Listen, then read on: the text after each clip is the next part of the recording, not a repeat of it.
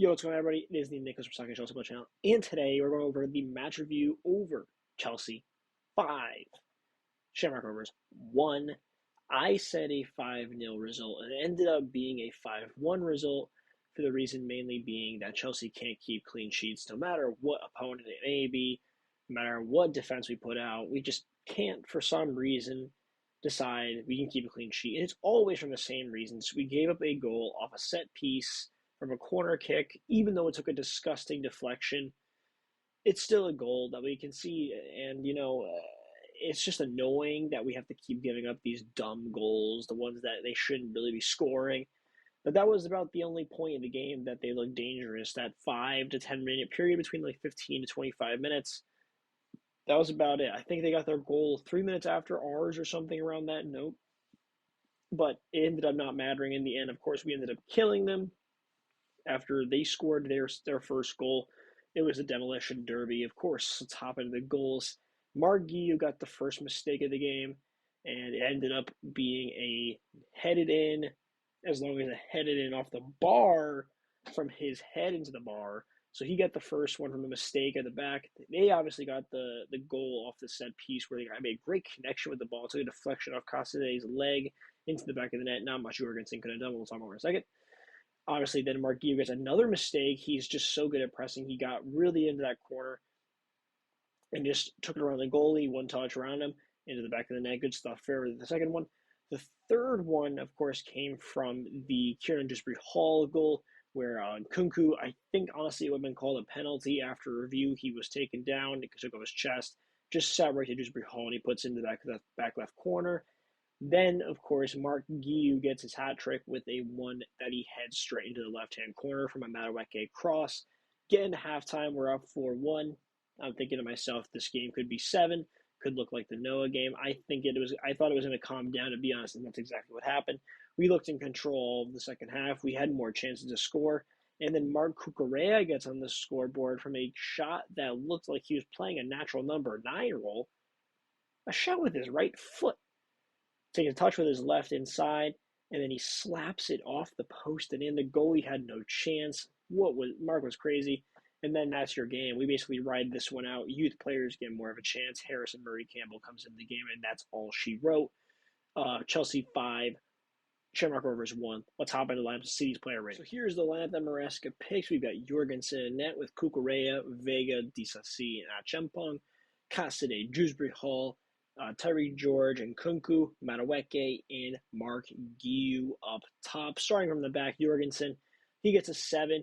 Could have been an 8. I would have given him the 8 if it weren't for the clean sheet being disrupted, but I think he is very solid. Made the saves when it mattered in this one. He also did not have an incomplete pass throughout this entire game. He looked very comfortable on the ball once again. I think that, in certain games where he isn't facing much pressure, it's hard for him to prove himself. But he does very good even though it might not matter. And in this one, again, he showed his good passing ability. Cucurella. We'll talk about Cucurella really in depth. I talked about how this guy was playing outlandish, outworldly, and a lot of you guys were talking in my comment section in TikTok saying outlandish is crazy. I talked about how he's one of the best left backs in the world. He's playing like it. Now, I understand it with Shamrock Rovers, and you can't compare him to how he maybe played in the last game versus Brentford. But come on, guys. At this point, you've got to admit that finish was amazing. The way he was sweeping up in defense, he played multiple roles as a left back in this one. Of course, in the first half, he was inverting. In the second half, he was playing more of a natural wing back, doing multiple roles. Got to give this guy credit. I gave him a 9 for good reason. He was outstanding. Once again, give Cucurella all the credit in the world. Good shit. Renato Vega and Disasi both gave them 7s. They couldn't keep the clean sheets, but I thought they both were very stable at the back. I think they both did a great job. But maybe could have gotten 8s, but I don't think just because of the clean sheet, I think it interrupts that. However, I'm very happy with how they performed. Achampong at right back, very, very good stuff to see him play in this one. I think that it was almost guaranteed we'd see him and Tyreek George. But to talk more in depth about Achampong, I would say he did really well at right back, able to get forward. He was playing more as a conventional right back and maybe more as an inverted fullback because of how the system works. One tucks in while one comes in, one's into the midfield. And Achampong showed that very, very well. He wasn't getting beat much at all. He was tackling well. really could not do anything. At one point, Harrison Murray Campbell came in, the other youth academy graduate at Chempong went into right center back, and they couldn't do anything. Him at center back, him versus at right back, it did not matter. Give at Chempong his praise. 8 out of 10 performance in this one. Give him all the credit in the world. Dewsbury Hall, he gets a 7 for me. I think I honestly maybe should give him an 8.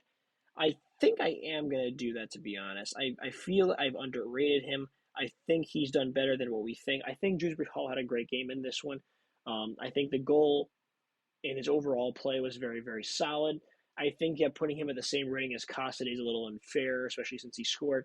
So I'm going to give Dewsbury Hall an 8. I talked about how I didn't think he was up to Chelsea's standard. I still don't know 100% sure yet, but if he can keep performing like this, he might be able to change my opinion around. Cassidy, I think he was pretty solid in this one. I think that he came back in the midfield and looked pretty damn good. His passing was pretty well. The way he's able to get around defenders is still very solid. I think that it was overall very good outing. We'll see if he is loaned out in the summer. This could be his last overall opponent before he may or may not be loaned out. So we'll see about that. Tyreek gets a 7. I think at certain points he was showing his flashes. He showed a lot of good combination with his U21 teammate in Achempong. Keep saying Achiem, it's Achempong. He showed very good stuff with him on that right hand side in the second half. So I was very happy to see that. Otherwise, I think he sometimes is a bit too forward thinking. He needs to be finding the right passes at times. Of course, he did whip in some good crosses and make some good decisions, but I think sometimes he's like too thinking about getting that first goal, and sometimes he needs to be making better decisions before focusing on goal. So that's the only criticism I would give him about that. But overall, he was very solid getting forward in this one. And Kunku, he had 2 assists in this one. Honestly, he could get a 9 out of 10 performance as well. I think, honestly, maybe I misgraded him too. I think this was a very good performance. I think he's tied now with Mark Guiu for the tied most goals in the Conference League. He's been brilliant in Kunku. Give him his praise in this one. Madueke, a player who I didn't expect to start. Now it almost seems like Neto is going to play as the starter from the get-go at Goodison Park at Everton on Sunday. But Madueke was great. He whipped in a great cross. Again, 2 games in a row that he whips in a great ball for a header of Mark Guiu, of course, who got in the end of it. So Madueke did a wonderful job. And then Mark Guiu getting into the main man. 10 out of 10 display for Mark Guiu in this one. Really can't get much better than that. His pressing was unbelievable. His pressing helped him get 2 goals. He finished those chances really well. Of course, he may have also gotten a concussion and like a brain contusion in the same time, smashing into the post, and the adrenaline got himself back up. But absolutely brilliant. The heart this guy shows. He's such a good young talent. You can't take it for granted. This guy has a large future ahead of him at Chelsea, and these Conference League games are just a really good way to display it and a really good way to have Maresca make tough decisions. And of course, it's going to be tough for him to get playing time for the rest of the season. But with games like this, it's going to give Maresca, at least make it think like maybe Guiu can get on the bench. So that's my thought, and I'm really happy with Guiu's display in this one. And it's going to give him a chance for the rest of the season to prove himself to Maresca. So overall thoughts and feelings, I think that it gives us 6 out of 6. We go into the Conference League as the only team, I'm almost certain, to be undefeated. Not just only wins, but wins and draws. We did lose to any team in the Conference League, if we're not counting Servette, of course, because we did lose to Servette at their home field. But 6-6 with a plus 21 goal difference, I'm almost certain, is just insane. We don't deserve to be in this competition.